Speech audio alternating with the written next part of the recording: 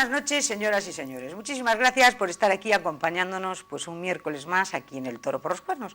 Este Toro por los Cuernos que esta noche va a ser un tanto especial, y si no ya lo verán. Tan especial que yo no les voy a decir en principio de lo que vamos a hablar. Eso lo vamos a dejar para un poquito más adelante. De momento voy a hablar de nuestro invitado de esta noche. Nuestro invitado de esta noche es marino de guerra, es del Cuerpo General de la Armada, es especialista en submarinos, en armas submarinas, en buceo. Ha estado destinado, pues ya se pueden imaginar ustedes, en cientos de barcos. Bueno, me dirá que no cientos de barcos, porque él es un hombre riguroso y exacto en sus apreciaciones, por lo tanto, pero yo, permítanme la licencia, en muchos barcos de la Armada, como segundo comandante en 4 barcos y como comandante en 2 barcos más. También ha estado, me parece que al frente de 2 unidades de buceo. Bueno, no sé si se dice así, pero luego él me va a corregir, si no es así. También ha escrito numerosos trabajos relacionados pues, con el mundo submarino, relacionados pues, con los sonidos del mundo del mar, con la arqueología submarina. Fíjense ustedes qué nombres más bonitos, le estoy diciendo. También tiene 2 libros publicados. Uno que se llama Inmersión, la vida a bordo de un submarino español, y otro que es sobre el almirante Feijó, el almirante de la Armada o de la Escuadra de Galicia en el siglo XVII. Aparte de un tratado que en este momento se está cocinando sobre anclas y que en algún momento, dentro de 1 o 2 meses, volveremos a estar con él, porque nos define a Ferrol como una ciudad única precisamente por las anclas. Bien, seguimos perfilando un poco el retrato de nuestro invitado, y nuestro invitado, pues termina su carrera profesional como comandante de Marina de La Coruña. Él es de La Coruña, su mujer es de La Coruña también, y fíjense ustedes qué cosa, pues deciden venir a retirarse aquí a Ferrol. Bueno, esta noche tenemos con nosotros a Luis Sánchez Feijó, Farulo para los amigos, y me vas a permitir que te llame Farulo y que nuestra audiencia te conozca como Farulo. Así me conocen. ¿Qué hace un coruñés como tú en una ciudad como esta, Farulo? Pues disfrutar de la ciudad en sí, basada en mis compañeros. Son compañeros desde los 18 años, con un montón de destinos compartidos, y si no coincidimos en Palma, coincidimos en San Fernando, coincidimos en Las Palmas o en Palma de Mallorca o en Cartagena, y entonces son un montón de vivencias, de modo que ellos, cuando yo estaba en la mar, llevaron a mis hijos al hospital, y cuando ellos estaban en la mar yo llevé a su mujer al club naval porque no tenía, y entonces son unos lazos de afecto y además de pensamiento común y de economía común, que es mucho de agradecer y con los que te encuentras como si fuera tu familia. Porque vosotros claro. Estuvisteis también aquí destinados, tú estuviste de tiempo aquí en Ferrol, ¿verdad? Es la 5ª vez que estamos en Ferrol, por destinos. Sí, yo la primera vez que vine aquí fue ya de capitán de corbeta a mandar la unidad de buceadores de aquí. Y después ya pues estuve de comandante de quilla y de segundo del Patiño, y también fui segundo del Méndez Núñez, y estuve pues hasta 3 y 4, es la 5ª casa que tengo aquí en Ferrol. Ah, pues está bien. Sí, ¿La definitiva? ¿Nunca se sabe o sí? Yo creo que sí, porque la edad no perdona. No quieres otra mudanza. No quiero otra mudanza, no puedo más. Mira, dime una cosa, yo les estaba diciendo al público, les estaba haciendo un guiño, porque decía que no les vamos a contar en principio de qué es de lo que vamos a hablar, pues porque el motivo de nuestra charla necesita la complicidad del público. Claro. ¿Por qué? Porque es un tema en donde el escepticismo no entra. O sea, los escépticos, si vamos a hablar de bridge, alguien que no sepa ni lo que es el bridge, ni las reglas del bridge, le va a interesar nada. Entonces, si yo pretendo hablar de sirenas, pues no va a estar a gusto el que no entienda nada de qué me cuenta que me va a contar aquí cualquier cosa. Entonces, para un público que esté casi en estado de gracia de oír lo que vamos a tratar, en estado de gracia en el sentido de buena aceptación de lo que se va a contar o de lo que vamos a hablar. Y después que creo que va a estar va a estar interesado y va a estar, porque es de mucha imaginación, y la imaginación va innata con el mundo marinero, con el mundo de la mar. Fíjate que los veleros tienen nombres que es el amante, el amantillo, la escandalosa, los rizos, o sea que es un mundo de imaginación. Y ya no te digo nada en los marineros de pesca y demás, que me sale ahora que el santiaguiño tiene hasta 12 nombres distintos en los pueblos de Galicia, dependiendo de, en uno se llama santiaguiño, en el otro se llama caimaloc, en el otro no sé qué. Sí. O sea que es todo a base de imaginación, un mundo marinero.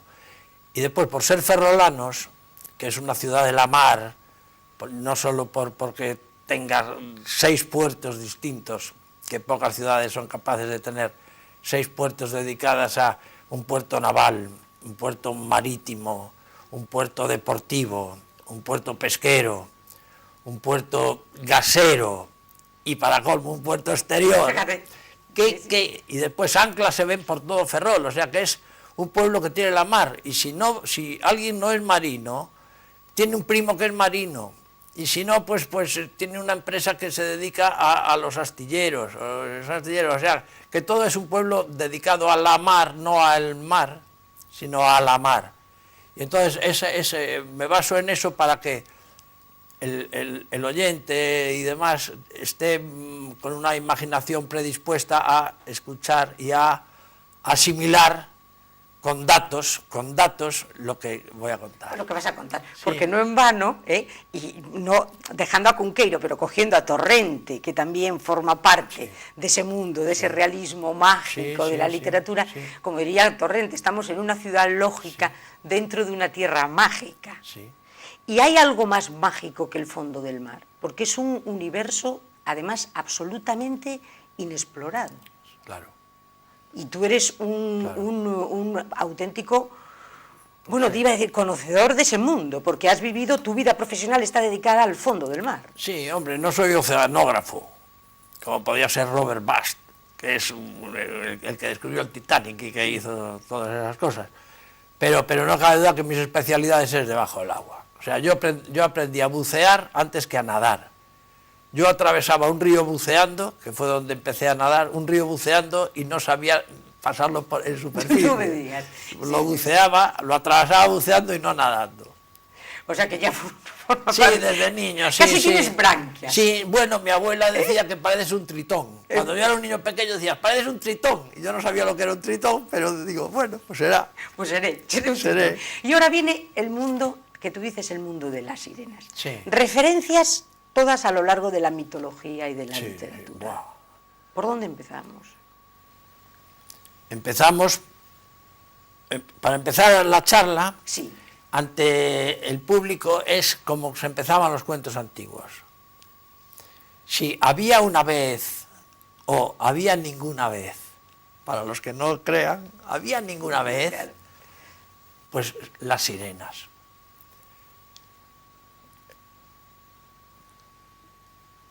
¿Qué sirenas? ¿Cómo empezó el mundo de las sirenas? Pues en la mitología griega, lo sabemos por Homero, por la Odisea de Ulises, en que Ulises llega y las sirenas le cantan y él se hace amarrar en el palo para que oírlas, y a todos los demás les dice que se tapen con cera los oídos y tal. O sea, el mundo de la mitología griega, y además que eran unas sirenas que eran sirenas ave. De hecho, en el diccionario de la Real Academia nuestro, de hoy, todavía las sirenas, la definición de sirenas es un ser mitológico con torso y cabeza de mujer y el resto del cuerpo es de ave. Y en las vasijas y en las ánforas de la época clásica griega se ven las sirenas, que algunos autores confunden con arpías, pero la arpía en sí solo tiene la cara, lo demás es todo ave. La sirena griega tiene el torso y la cabeza de mujer y el resto es ave. Y se ve como volando, le van cantando y van atacando a Ulises. O sea que las sirenas de Ulises eran las sirenas aves. Sí, las sirenas de Ulises, las que conoce la Grecia clásica, eran sirenas ave. ¿Qué pasa con las sirenas ave y la mitología?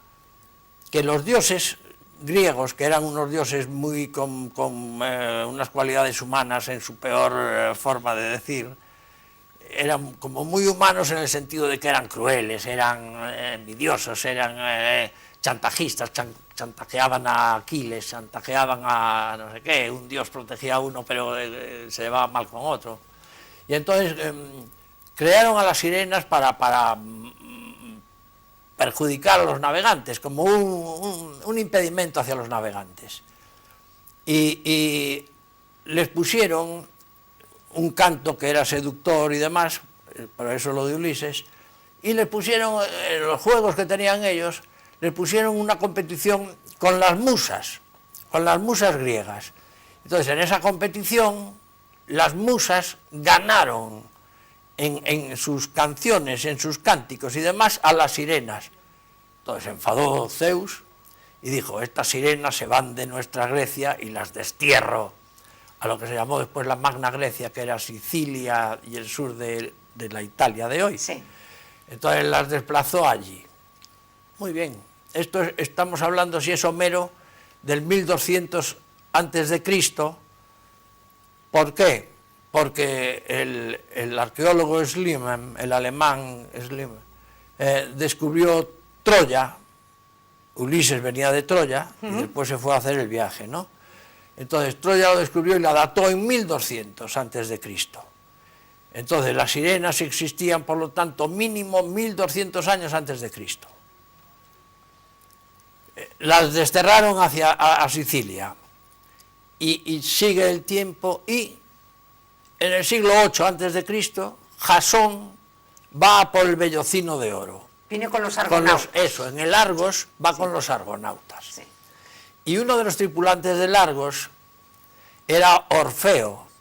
Y entonces al llegar el Argos por las costas de Sicilia, las sirenas empiezan a cantar para llevarse al agua y para maldecir y triturar y deshacer a los tripulantes del Argos. Entonces empiezan a cantar y Orfeo, que iba a bordo, canta a su vez en réplica y les gana otra vez a las sirenas.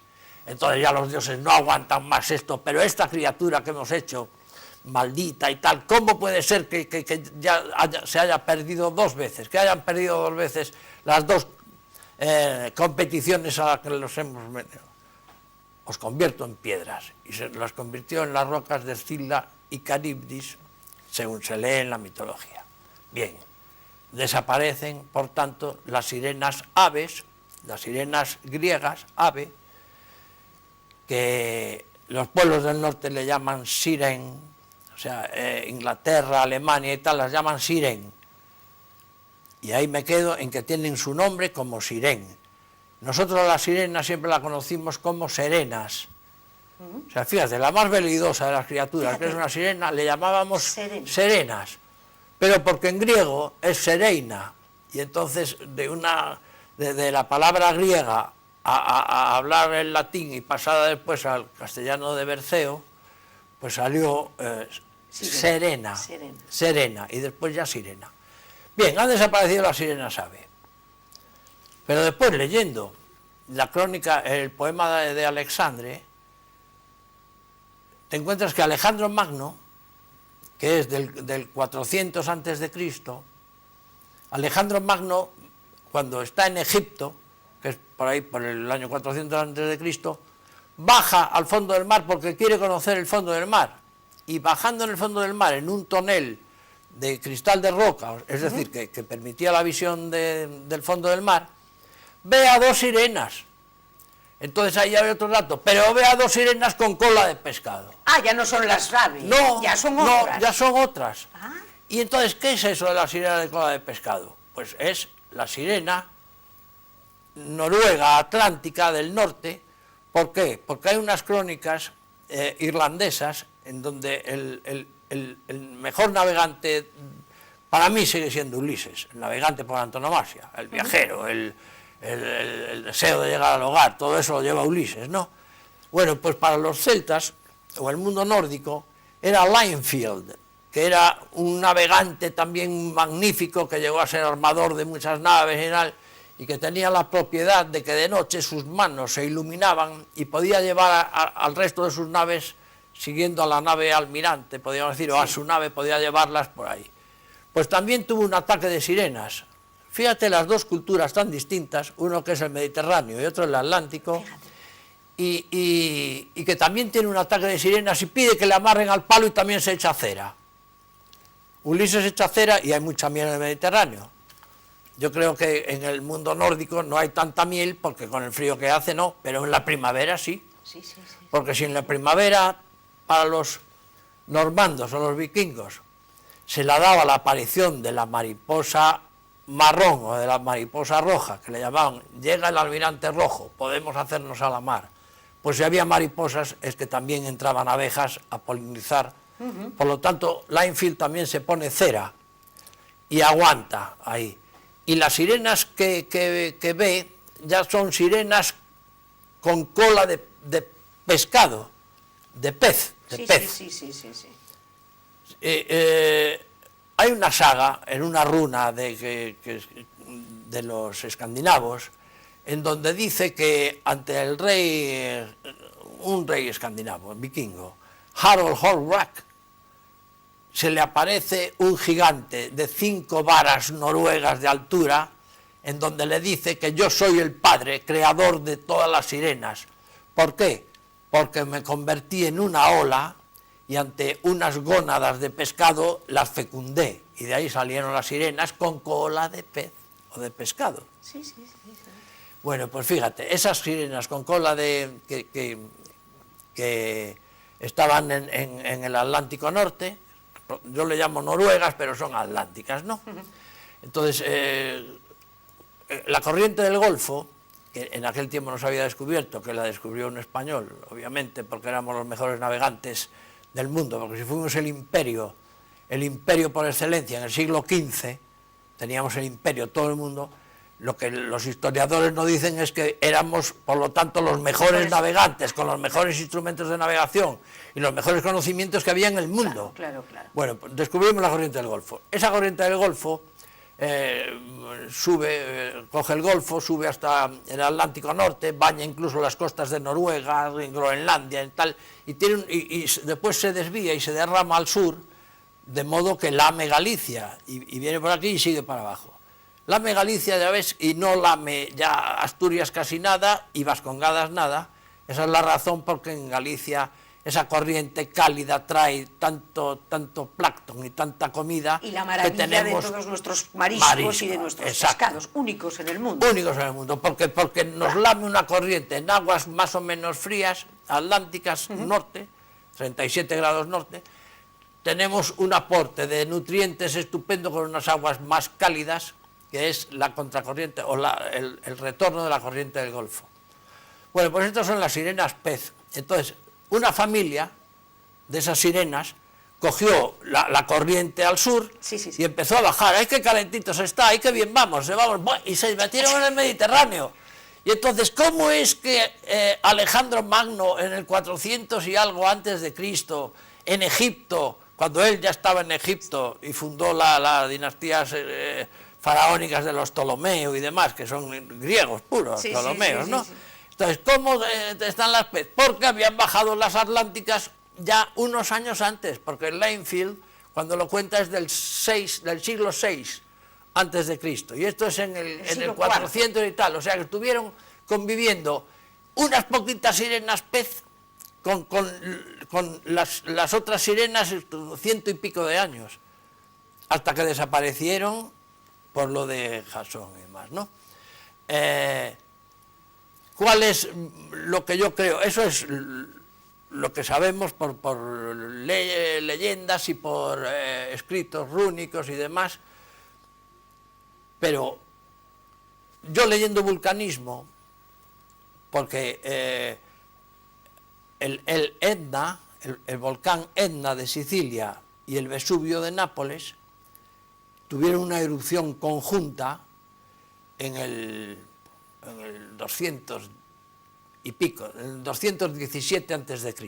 Una erupción conjunta, de modo que tiró tantos gases sulfurosos a la atmósfera que mató todos los los animales menores, posándose en tierra todos los animales menores y la mayoría de las aves de esa zona. La mayoría de las aves de esa zona estaban incluidas las sirenas ave en el 217. Mitología dice, como perdisteis con Orfeo, os convierto en roca. El vulcanismo dice que hubo una erupción y las crónicas que se encuentran de Roma, dice que incluso Roma la poderosa, a los habitantes de la Catania les reserva de pagar impuestos durante varios años debido a la catástrofe que sufrieron por esa erupción volcánica conjunta. Qué curioso, haciendo catas en Groenlandia, catas en el hielo, para saber los estratos y saber las condiciones, se encuentra una capa llena de hidrógeno o hidrogenados sulfurosos o algo químico que lleva azufre. Entonces la datan en profundidad con las distintas glaciaciones y sale el 217 los gases que habían tirado los volcanes de abajo. Y entonces digo yo, pues esto no fue mitología, esto fue los gases que asfixiaron a esas sirenas. Poco a poco el Mediterráneo se fue llenando ya de sirenas atlánticas, que son las de la cola, y son rubias y demás, ¿no?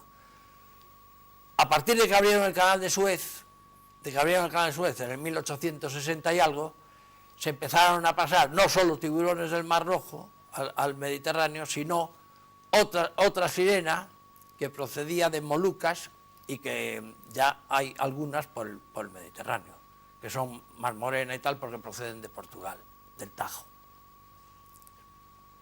Porque te iba a decir, ¿cómo son las sirenas? ¿Cómo son? ¿Cuál es la fisonomía de las sirenas? Las sirenas, porque tú me estás hablando de sirenas rubias, de sirenas tal, ¿cómo morenas y tal? Las sirenas, pues mira, yo estando en submarinos, como oficial de armas submarinas, por lo tanto, que llevamos detección submarina y tal, yo oí muchas veces las voces y las llamadas de los mamíferos, de los grandes mamíferos marinos, como pueden ser ballenas, cachalotes, delfines. Entonces oyes como se lamentan, como hacen cosas así, ¿no? Entonces las oyes y te das cuenta de que son ballenas. Pero en una ocasión, en una patrulla, no oí esas voces, oí unas voces que eran como una especie de chillidos, mucho más agudas y que no reconocí yo como de mamífero marino. Esto no sé lo que es. E inmediatamente de escuchar esas voces, los hidrófonos y los aparatos de escucha se bloquearon porque empezáramos a oír el clic, clic, clic, clic que hacen todas las gambas, el krill, los crustáceos pequeños rozando las antenas, hacen un ruido tan inmenso, porque son millones y millones de criaturas a la vez haciendo ese ruido. Entonces te enmascaran no solo en audio, sino en vídeo, te enmascara todo. Y dije, ahí va, bueno, entramos en un banco de krill.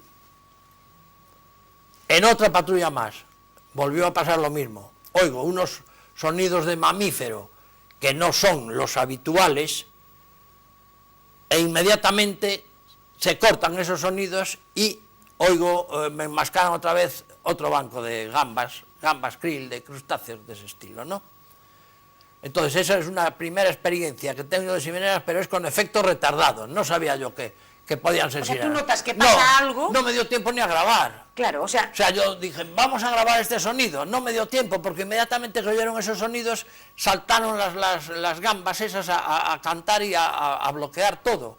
Las dos veces no me dio tiempo a grabar, con un aparato fantástico que llevábamos en submarinos y que me imagino que los técnicos de sonido de aquí, de esta televisión, habrán usado porque era un aparato, un Nagra, un aparato polaco lleno de premios y tal, un magnetofón, pero un fenómeno que se utiliza mucho ahora en televisión y no sé qué. Y esto estoy hablando de los años 70, 80. Bien, esa es la primera experiencia. Y ahí se quedó, pero con efecto retardado, porque la experiencia de verdad la tuve por mi profesión, queda mucho... La experiencia de verdad, estamos hablando de que tú has visto sirenas. Sí, 2 veces, en 2 ocasiones. En 2 ocasiones, Sí, tú las has visto. sí, como buceador, ¿eh? Como buceador. La segunda experiencia. La primera es La primera es, y te pasa, estaba dentro de un tubo, que es un submarino ahí metido tal, y oí. Y no sabía ni lo que era ni nada, pero ahora, después de que las vi, después de que tal, ahora digo, eran sirenas, y estaban ahí. Y por eso soy capaz de decir que les gusta mucho comer gambas, o comer krill. Quiere decir que estaban entrando en el banco de gambas con la boca abierta, cantando, pero comiéndose todo lo que había. Como si... Sí, comiendo todo. Todo lo que había ahí, que era claro. Porque después las vi como... Ahora me sigo. Entonces, venga. ¿Cuándo las vi, de verdad? ¿Cuándo viste a la sirena? Las vi una vez haciendo una inmersión por aguas atlánticas francesas, para una limpieza de minas reales de la Segunda Guerra Mundial. Habían quedado el barraje de minas que había hecho Alemania a todas las costas francesas y demás, pues se quedaron muchas minas que acabó la guerra y siguieron ahí, de modo que hay fuerzas especiales que están limpiando siempre el canal de la Mancha, abriendo canales para que no haya minas y pueda seguir el tráfico marítimo, tal. Y todos los buceadores españoles ayudábamos a los franceses en su limpieza. Para eso empleamos unos equipos que no es de aire comprimido, que son unos equipos de mezcla de nitrógeno, oxígeno en cantidades distintas, y para ello, como son de circuito semicerrado, el anhídrido carbónico que expulsas, lo que haces es que lo filtras y otra vez te lo chupas. Lo filtras para que no te intoxique. Ajá. Entonces son unos equipos de circuito semicerrado que dan muy poquita burbuja, que no hacen ruido y que te permiten, son amagnéticos para poder acercarte a una mina magnética y no volarla, y no volar tú también. Sí. Entonces, bueno, pues estando buceando, empecé a perder la conciencia y a encontrarme en una bola, en una esfera azul, que es cuando te encuentras cuando te estás agarrando una intoxicación impresionante de CO2. O sea que debía ser que el cartucho filtro no estaba filtrando, o se había mojado, o lo que pasaba. Lo cierto es que empecé a quedarme ingrávido, a ver mal, a encontrarme mal, pero como siempre la pareja, vamos siempre con pareja, la pareja está atento a ti, tú a ella, y está siempre atento. Al darse cuenta que yo estaba mal, me cogió para tirarme a superficie, y en superficie cambio la boquilla, chupo aire atmósfera, y ventilo todo, la intoxicación de CO2 la elimino inmediatamente porque estoy respirando ya aire puro, no del equipo. Ese equipo no me vale, porque no me filtra, me mata. Claro, te mata. Entonces me cogió y tiró de mí para arriba, al saber que yo ya estaba ingrávido, ¿no? Bueno, pues en ese momento, 2 sirenas, desde luego en el Atlántico no son visibilidades del Mediterráneo.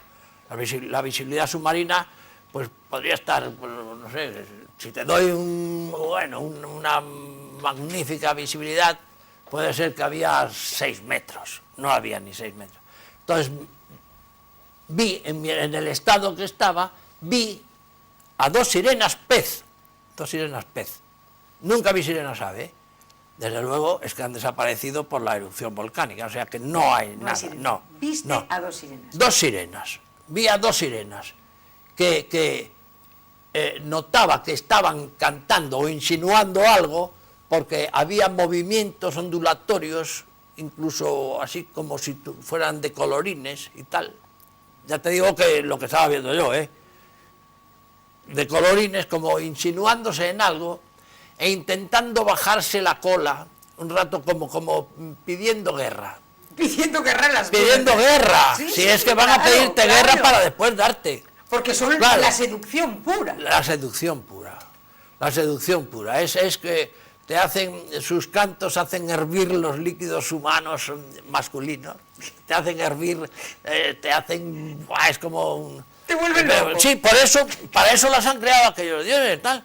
Son odiando a las mujeres, porque saben que nunca podrán ser mujeres. Con los hombres tienen, o sea, son malignas para el hombre. Yo sabía que eran malignas y que son malas. Hombre, desde luego hay descendientes de sirenas y hay unión de hombre-sirena, pero porque la sirena es la que consiente y la que busca y la que atrae. Lo demás es que te cautiva para ahogarte, matarte y comerte. Y tú la ves y las ves que... Yo las veo, que vienen y yo no estaba en condiciones ni de... No les tuve nada de miedo ni nada de nada. No cabe duda que yo, fíjate, yo estaba medio... ellas vieron a dos animales vestidos en negro, traje de goma, con un ojo que les pareció polifemo, porque es un único ojo aquí en la mitad, que eran las gafas de un único cristal.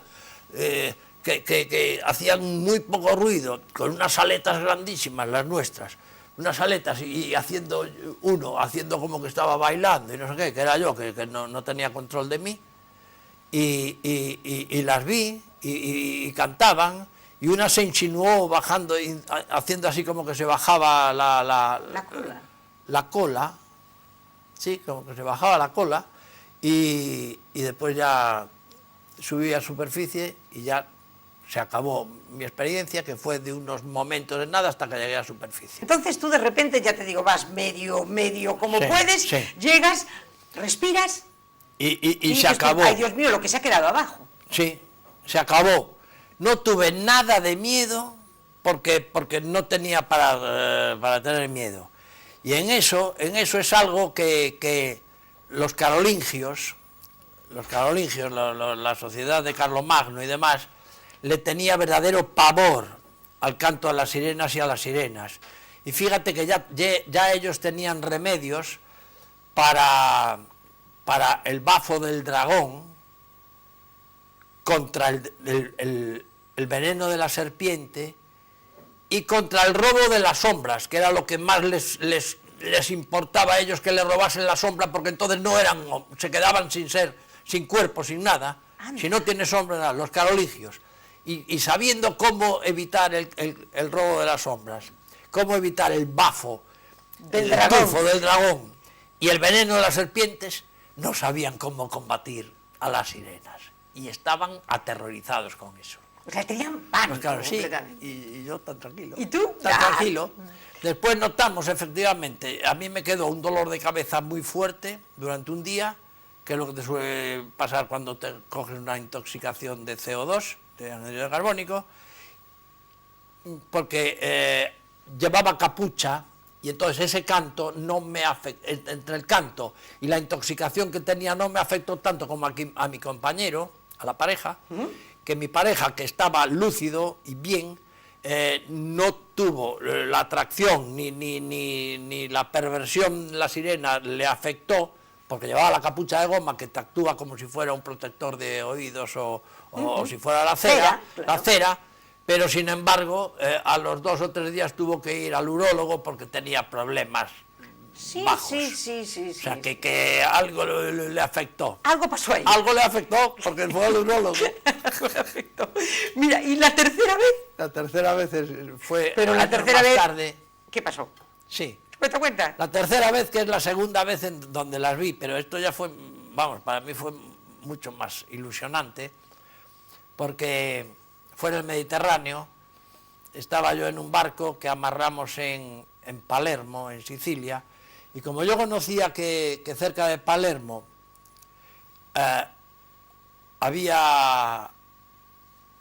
se habían cultivado vides submarinas en Marsala, de modo que el virrey de Sicilia, estoy hablando de tiempos de Felipe II, del final de Felipe II, 1596, 97 por ahí, estaba el duque de Maqueda, de virrey de Sicilia, y le envió un documento con botellas al rey, a su rey, de las vides submarinas que se criaban en Marsala, que se cultivaban en Marsala. Y yo me quedé como con eso, como diciendo, qué curioso, vides submarinas. Pues, a ver, ¿cómo sería el vino y tal? ¿Sería oscuro? ¿Sería como el zúcaro actual siciliano? Voy, ya que estoy en Palermo, y me queda como a 2 horas, si alquilo un coche y tal, voy a bucear. Y como conocía el documento, sabía que la cultivaban a menos de 100 pies de sonda. Entonces fui allí, hice una inmersión en donde podía ser, en las aguas de Marsala, y empecé a partir de 30 metros, que son los 100 pies, a partir de 30 metros empecé a hacer recorridos paralelos a costa, acercándome a costa, a ver si veía algo que hubiese quedado, desde hacía tantos años, bueno, podía haber quedado unas vides, ya que, algo. como las vides son centenarias, digo, a ver, ¿qué es eso de las vides? ¿Cómo reconozco yo las vides submarinas? Era para coger algo de ahí, sacarlo a superficie y después en casa o en el barco meterlas en agua salada y a ver, para eso.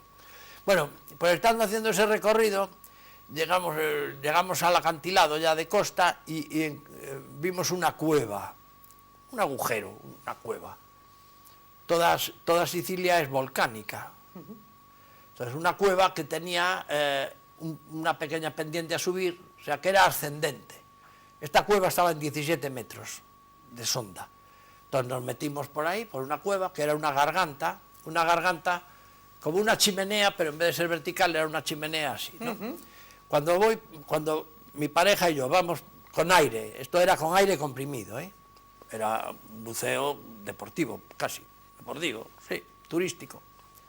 Cuando voy por la mitad, y vaya adelante, voy por la mitad, me empiezo otra vez a ver cosas raras, a perder visión, a tener una visión confusa.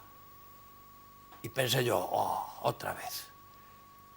Pero esto no va a ser de anhídrido carbónico porque voy con aire puro. Esto tiene que ser de CO, de monóxido de carbono, a ver si las botellas se han cargado al lado de un compresor de motor de explosión y todos los gases de escape del motor los estuvo chupando la aspiración y me han metido, o tengo aquí, monóxido de carbono, que es muchísimo más peligroso que el CO2.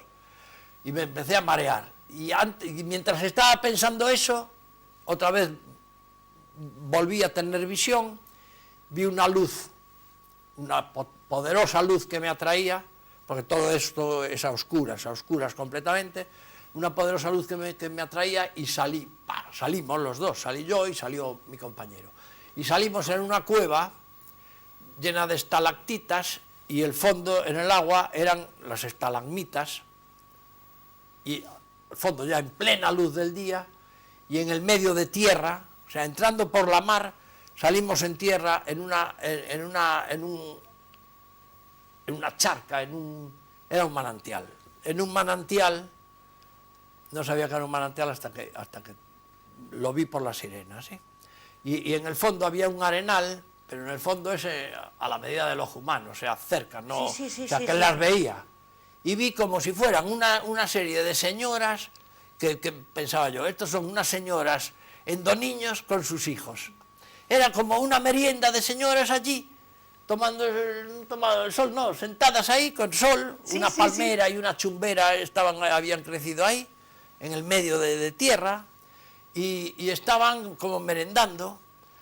Eran rubias, menos una que era morena, todas rubias. La morena se le veía el ombligo, a las rubias no se le veía el ombligo, o sea que la cola de pez les cubría el ombligo, y todas las nórdicas son muy pudorosas con el ombligo. Y esta otra no, porque era una morena, y después ya estudiando veo que era de las que habían pasado Suez, era de las portuguesas que fueron acompañando a los lusíadas de Camoens a Molucas, y de Molucas pasaron al Mediterráneo, que eran morenitas y tal por ser portuguesas. Entonces estaban hablando entre ellas y comiendo o merendando. Una que parecía así la más jefecilla, o la más dispuesta, me parecía la un más cursi. lercha. La más lercha, iba a decir lercha, pero La no más sé, lercha. bien. Sí, que se entiende bien lo de lercha. Sí, se entiende. Incluso llevaba, en vez de llevar la cola plateada como todas, en las escamas llevaba un ribetito dorado. Digo yo, será cursi esta, viene aquí a la playa haciéndose la chulita y tal. Pues esa estaba repartiendo, yo creí que era merluza, pero era como merluza, o sea, un pescado fresco a cada una, que se lo comían con mucho gusto y tal, y después de una cucharada de sal o con una pizca de sal se la daba, ¿no? Estaban así. Y estaban peinándose, la mayoría, porque las sirenas, eso es un tópico, usan siempre el pelo largo. Estoy hablando ya de sirenas pez, ya que las otras aves están vistas. Y ya en el Mediterráneo estas. El pelo largo peinándose siempre con peine de oro, y estaban comiendo, y de vez en cuando cogían el agua en donde estaban, el agua que estaban, ya te digo, en una especie de playita y tal, el agua, y se la bebían con verdadero deleite. Digo yo, pero si el verdadero deleite les produce el agua dulce, si ellas beben y por ósmosis son capaces de filtrar el agua y toman el agua salada, o sea, que ellas beben agua salada, pero el agua dulce les encanta. Y era un manantial de agua dulce. Y era un manantial de agua dulce, o sea, había pasado del agua salada a un agua salobre, que fue la que me mareó por la diferencia de densidades. Hubo un momento que me creí yo que estaba intoxicado, y no estaba intoxicado, es que estaba pasando a salobres, y de salobres pasamos a dulces. Y entonces yo me quité la boquilla, tomé, y era agua dulce, estaba en un manantial de agua dulce. Y es igual. Y una cosa curiosa es que todas tenían parte de su cola en el agua. Es decir, no están en seco. Una sirena no está en seco mucho tiempo porque se asfixia. Se ahoga. Entonces, si tiene algo, puede ser una mano, puede ser una cola y pero tal. algo, algo, sí. Estas tenían la cola, que es lo más cerca, y si alguna... Y tú decías que estaban hablando. Sí, estaban hablando. Porque el canto de sirena es el famoso canto ese maravilloso. Sí, pero no estaban cantando, estaban hablando. ¿Y cómo hablan? Hablan... ¿Qué especie de lenguaje tienen? Pues mira, ellas son políglotas. No es que sean emigrantes, porque o sea, no son sedentarias, eso que cuentan los cuentos. La princesita en un castillo de ámbar con corales y no sé qué, narices, no viven ahí ni locas. Pueden estar ahí, o sea que no. Tienen sus territorios, pero vagan por ahí. Y no quiere decir que se vayan a otros territorios, pero tienen un amplio territorio y se mueven por él. Es como si fueran sirenas españolas, y van de Cádiz a Pamplona, y de Pamplona a La Coruña y tal, ¿no? Si fueran o sea, que son tierra. moviditas. O sea, se mueven, pero todas dentro de lo que es España, o dentro de lo que son las aguas suyas. Y estaban hablando entre ellas, y lo que me hacía gracia es que hablaban y tartamudeaban la última sílaba. O sea, la última sílaba la repetían. Yo no entendía su lenguaje, ellas son políglotas, menos la portuguesa, que hablaba portugués nada más, no había cogido todavía los siglos de experiencia como para conocer más lenguas, las lenguas. La portuguesa, que es la de Molucas, se llama, ¿no? Que es la que se le ve el ombligo, tiene los ojos marrones o pardos y castaña de cabello, y sobre todo que tiene la cola como si dijéramos de talle bajo, y se le ve el ombligo. Por el calor que tienen ahí, pues hizo que yo qué sé. Las otras no están más recataditas. Las otras son, bueno, y hace muchísimo más frío en Noruega. Hace más frío, por mucha corriente del Golfo. Sí, bueno, la corriente del Golfo está en 10 grados, o sea que, pero allí están a menos no sé qué. Y tenían... Y estaban con sus niños, y estaban dándoles uno le estaba dando, una estaba dándole de mamar al niño, claro, porque era más bebé que los demás, y le estaba dando de mamar, y cuando terminó de mamar, veo que le da saliva, le echa saliva en la boca para adormecerlo, era como si fuera el postre del niño.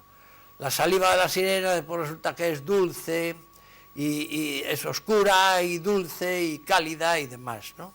Pero... Oye, ¿y qué años tienen las sirenas?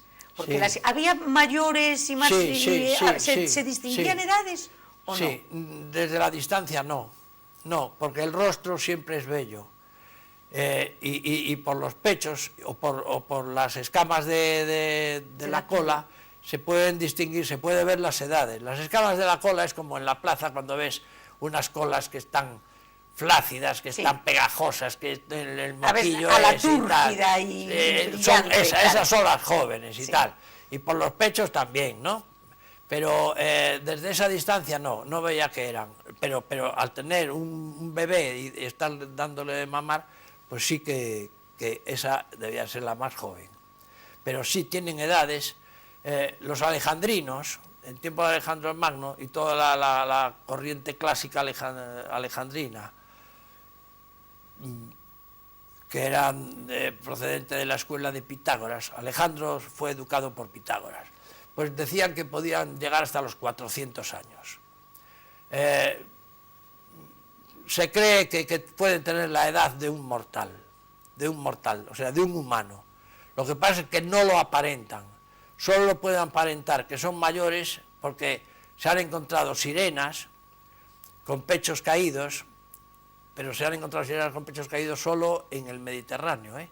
Sirenas, sí, las que están por Noruega y por aquí y tal, no. Solo se han encontrado unas por Chipre y otras por Sicilia. ¿Dónde las han encontrado? ¿Quién las ha encontrado? Pues pescadores. Pescadores. Pescadores encontraron, y algunas comidas con mordeduras de congrio y de morena, algunas, porque ya estaban listas para, o sea, estaban para morir. O sea, que se mueren también, y también enviudan. Claro, y también enviudan. Enviudan. ¿Y cómo procrean? O sea, ¿qué hacen las sirenas para tener sirenitos? Sí, porque decimos enviudan. Claro. ¿Y dónde está qué es, un hombre? Las sirenas pueden procrear de dos formas. Puede procrear o por los dioses, como el de la ola. Hornblack, la ola, que lo hizo con gónadas para crear las primeras sirenas. Pero ya las sirenas, fíjate, los reyes de Irlanda, cuando era Erin, que había hasta 70 reyes, porque cada pueblo tenía un rey, no había un rey único, sino todos coincidían no solo en tener un arpista para ellos solos, sino en que procedían, su madre había sido engendrada por el mar, una ola, las había engendrado el padre, pero ellos iban una ola. Esto, que fue la creación primigenia de las sirenas pez, por el dios del viento gigante y tal, que se le presentó al rey vikingo, los irlandeses también dicen que ellos descienden, y nosotros, en la lanzada, en vez de una ola, son 7 olas. El rito de las 7 olas para fecundar a la mujer. O sea, que es como si un humano se convirtiese en ola, la abrazase. En los irlandeses decían, la abrazaba, y con unas palabras que le dijera en el oído a la mujer, ya se quedaba, la reina se quedaba lista para engendrar un reyecito, hijo del rey, hijo de un rey, hijo del mar y de ella. Y en la lanzada son 7, lo cual quiere decir que la gallega, no sé si es por la patata o por lo que sea, le cuesta más, y hasta 7 olas tiene que recibir. Pero va al rito y desde luego que funciona. Y queda. Y funciona. Y fíjate, es noruego, irlandés y gallego. Bueno, y bien, eso es cómo pueden engendrar, pero hay otra que es por penetración del humano, de varón. Eso es ya a petición, ya es la sirena la que se encapricha. O sea, a ti no te como, yo necesito sabor a ti, que diría el bolero, como se llame. Y con la entonces, misma, con la misma se lo lleva al fondo del mar. Se baja, no, sale a tierra. Se baja la faldita, porque eso es como si fuera un leotardo, un legging. Un legging, pues eso. Se baja eso, que les llega, o sea, que lo pueden bajar hasta aquí, hasta la media pierna, no más, porque la sirena tiene las mismas características fisiológicas que una mujer, incluso en el aparato reproductor, urinario y todo, que lo tiene. Lo que no tiene son las piernas las tiene convertidas en una cola con una aleta. Entonces puede bajar y puede hacer sus funciones fisiológicas también, orina y demás, a través de la cola, porque es una cola que es como permeable, osmótica y demás. Pero para la penetración en sí del humano, del varón, se baja esa parte de la cola, la puede arriar e izar. Y entonces se le queda otra vez pegada muy bien y ya está. Y engendra, pero no porque el varón quiera, que ella porque quiere ella. Porque quiere sí. ella. Y los tritones nunca podrán engendrar de una sirena El tritón es como si dijéramos... el hijo de la sirena, no. Bueno, el hijo no, si uno es el macho, el otro es la hembra. Ajá. Si uno es el varón, la otra es la mujer. No llega a ser mujer nunca, o sea que es un macho y una hembra. Pero la gestación, los caracteres sexuales secundarios, que son los que van a definir después si es un niño o una niña, esos no les salen hasta el cabo del tiempo. Y todo depende de dónde haya gestado esa sirena. Los peces, vamos a ver, los peces y las aves, tanto las sirenas antiguas como estas que son sirenas peces, los peces y las aves descienden de los reptiles. Eso por... Entonces, está el Archaeopteris, que es un ave que tenía garras ¿te acuerdas? Que tiene un pico largo y garras en las alas, tal que se ven todavía fosilizados Archaeopteris.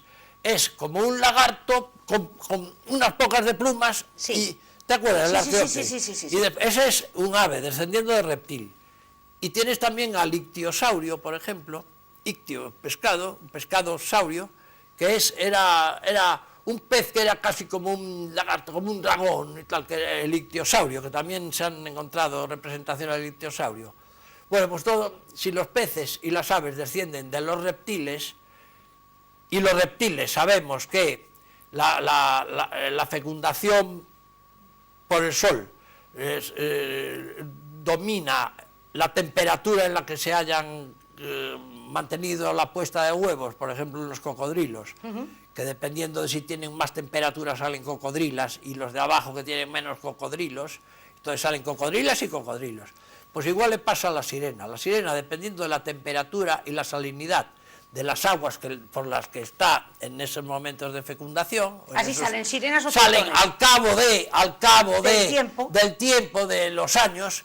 Entonces los caracteres sexuales empiezan a salir barbas, empiezan a salir otras cosas y a otras cosas distintas. Y entonces lo que vi yo ahí era un bebé que no sabía si iba a ser tritón o iba a ser sirena. Pero un tritón es lo mismo que una sirena, pero su aparato reproductor es un de pez. Trabaja con cloaca y con lecha. O sea, echa lecha y semina igual que los peces. Lecha al agua y pasa por ahí la hembra y se impregna de esa lecha. La leche es el semen, es palabra castellana, que es el semen de los peces. Oye, y la estirpe, y entonces, si ella conquista a quien le da la gana, ¿hay estirpe humana? Sí. Sirena. 19. ¿19? No, 19 estirpes procedentes de sirena que sus escudos de armas o sus blasones siguen todavía manteniendo sirenas y así lo dicen, y hay células en concreto, en la Real Chancillería de Valladolid, hay una cédula todavía de los Padín diciendo que son hijos de sirena, en Galicia, ¿eh? En Galicia. En toda España solo hay, para mí, una familia, que son los Padín, primero Paadín, con 2 aes, y después también derivó por fonética en Padín, P-A-D-I-N. Ese apellido desciende de sirena. Ese apellido desciende de sirena. De una sirena, sí. Y ahora te cuento si quieres. Sí. Porque a esa familia se unieron los Mariño y los Goyanes, ¿eh? También. Pero es la misma historia, pero yo mantengo que son los Padín. Bien. En la Bretaña, el duque de Bretaña, en la Bretaña francesa, el duque de Bretaña era Roldán, el paladín de Carlomagno, de los pares de Carlomagno. Roldán era el duque de Bretaña y no quiso él, yo creo que no sabía él ni qué le estaba pasando, pero una sirena dijo, voy a por ti, y fue a por él. Y él, yo creo que todavía se fue después a la conquista, fue a Pamplona, fue con Carlomagno, pasó los Pirineos, vino aquí y tal, murió en Valcarlos y nunca supo ni lo que había pasado, porque debió de estar obnubilado totalmente con aquella postura, aquella posición en que se encontró. La sirena, cuando se encontró en estado ya de gestación, que yo calculo que tenía que ser entre el séptimo y octavo mes, de los 9 meses, ¿no? Porque si todo es femenino, tiene que ser 9 meses. Entre el séptimo y el octavo mes, digo, calculo porque calculé la distancia que hay, la intensidad de la corriente que puede ir desde Bretaña hasta encontrar la corriente baja, que es la Megalicia, y calculé más o menos, en concreto fue hasta Arosa, pero podía decir La Coruña o sea, Arosa. y se fue a Villagarcía. Se fue a Villagarcía. Entró en Villagarcía sin querer ir, pero venía ya en un estado, o sea, venía ya de 7 u 8 meses de embarazo. Bueno, y salía sobre 40 y tantos días, dejándose llevar solo por la corriente, sin ella dar patadas ni nada de nada, sin menear nada, para no agotarse. Entonces bajó con aguas cálidas, intentando llegar al único punto reconocible en Europa, que era La Coruña, por tener un faro de 2000 años en aquel tiempo, un faro de solo 800 años, pero que era un faro que ya los normandos llamaban Far, y Ulf, el gallego, uno de los jefes normandos, que tenía predilección por venir a Galicia para comer sus lomos de tejón, que era lo que más les gustaba. Me imagino que las gallegas también tenían su interés en ello, y los posibles ganancias que podría dar el recién inaugurado Santiago, Compostela, pues entonces Ulf le llamaba Far, la tierra de Far, que parece ser que debe ser faro, pero es el faro, claro. Sí, se llama, bueno, Far. Yo cuando leí a González López, un historiador, que es el que narra la tierra de Far, no narra lo de sirenas, pero sabiendo que la torre tiene 1800 años, y que en aquel tiempo pues tendría 600, 800 años, y que Ulf, el gallego, mira que llamarle Ulf el gallego a un normando, ya tenía, sí. Pues venía, bajaba a La Coruña, o a Far, pero no pudo entrar en La Coruña, que podríamos decir que era como la primera ría, el Golfo Ártico, que se le daba muy bien, sino que la corriente la llevó hasta que no pudo más y la varó en Villagarcía, en Arosa. La varó en Arosa, allí dio luz a un hijo y se lo dejó, y lo encontraron unos vecinos de allí y tal, y le pusieron por nombre Paladín. ¿Por qué Paladín? ¿Por qué? Porque era hijo del Paladín Roldán, y de Palatinus salió Paadín, y de Paadín hay una rama que prefieren esa A larga, vocal gallega en A larga, la hacen A corta en Paadín. Sí. Y entonces tú dices que todos los que tienen en sus escudos una sirena son descendientes de sirena. Son descendientes de sirena porque hay crónicas que así, y los Paadín, ya te digo que hay un credencial en la Real Chancillería de Valladolid diciendo que ellos proceden del Paladín Roldán y de una sirena. Así tal cual. Así tal cual. Pero está consignado en consignado por el notario mayor del reino. O sea que no es ninguna tontería. Y ahora dime una cosa, no es una tontería. ¿Y todas ellas son malas o también hay buenas sirenas? ¿Cómo es la moral de la sirena? Ellas suelen ser malísimas. Deja mucho que desear. Han sido creadas para la perdición. Si hasta la Iglesia condenaba a las sirenas porque llevaba al hombre al pecado. Pero la verdad es que lo lleva a la muerte. La muerte, la sirena necesita saciar su enemistad, su rabia, el celo de no ser mujer, y de lo que más aspira es a llegar a ser un manatí, pero a no ser un mestizo. No soy ni mujer ni pez. Prefería ser un manatí, ya que nunca seré una mujer.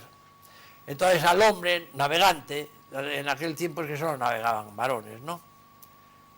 Entonces pues quería destruirlo, lo atraía con cantos, lo atraía después con su habla totalmente como un habla de enamorado, de eso que eso es confusa, que no dice nada, que te dice, que te altera, que te obnubila, que te atrae, que te ofrece cama deshecha, que yo soy un punto fijo, que seré el amor de tu vida, que no sé qué. Tú sin entender nada dices sí. Y se tira al agua y te tiras tú con ella y ahí te coges. Y ahí está, y ahí te engancho.